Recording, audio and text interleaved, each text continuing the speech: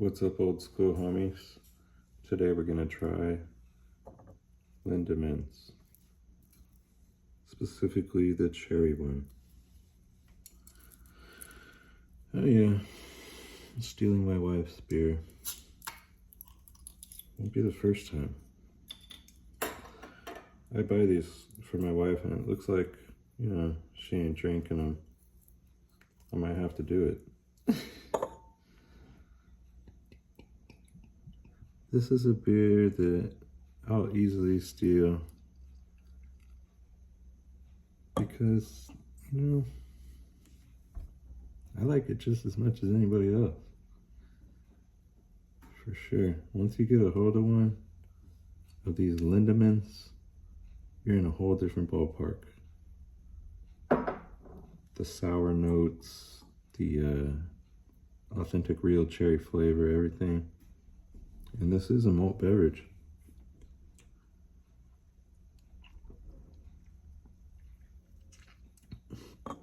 Oh, yeah. Super tart. It's actually so tart that it's kind of like a sour candy, which I like sour candy, for sure. If you like sour gummy bears, gummy worms. Why do sour gummy worms just come in worms? Why aren't there more sour bears other than Sour Patch,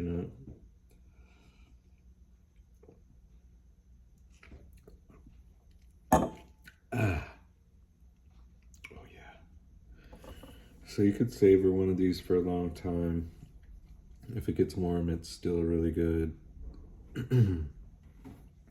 The flavor is from the wild yeast fermentation, exceptional complexity.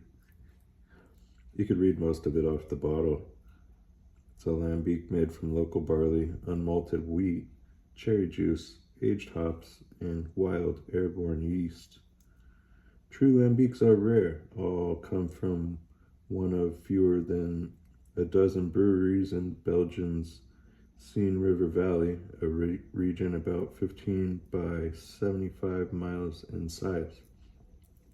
So what they're really trying to say is that the native flora of that small area is actually coming off the fruit trees and from the environment into the open fermentation. And it is open, and they don't clean it.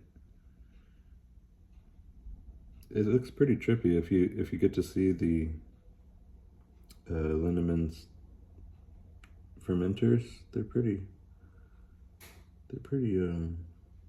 not clean looking, but that's the idea.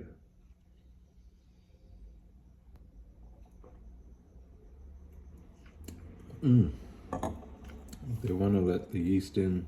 They open the windows. In most of the breweries, that it's usually on the top. They'll cool down the beer by pushing it up to the roof, and then the roof will be a real flat area, and the beer won't be like very deep. So then you have a larger surface area for the yeast to come in and land on the beer. So in sour beers, it makes a pellicle.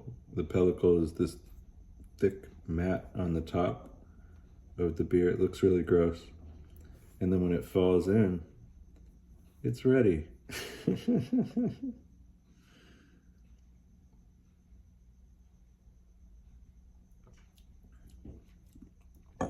The other kind of benefit I usually get is they don't really affect your stomach the same way as regular yeast, like Saccharomyces or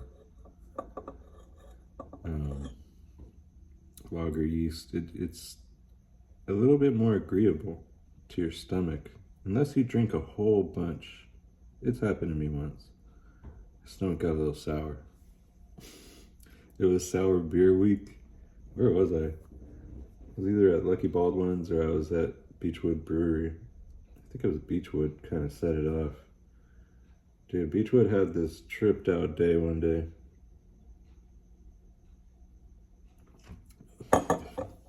If you go there during sour week, you're gonna be standing there like this. Like there'll be fools like up on you trying to get at this rare beer, and it's rare, pretty much. I got to try some Cuvée de Tame from Port Brewing Company when I was there, and then the keg tapped and everybody was bummed. I was drinking it, I had it in the glass, and this guy came from a brewery. He was like a real brewer and shit, and he really wanted to try it. He was fucking bummed. The Cuvée de Tame on tap. That's gonna be a rare experience.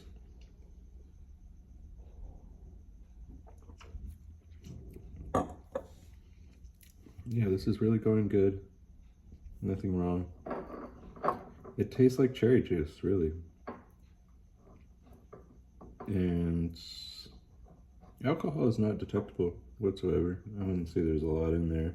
I don't think that's why you would drink it, but I've drank enough of it to get a buzz, but I've never really seen it that way, I guess. I don't know. It doesn't say how strong it is. It's not very strong. Alright, homies. Look at that beautiful color. Ooh. Cheers.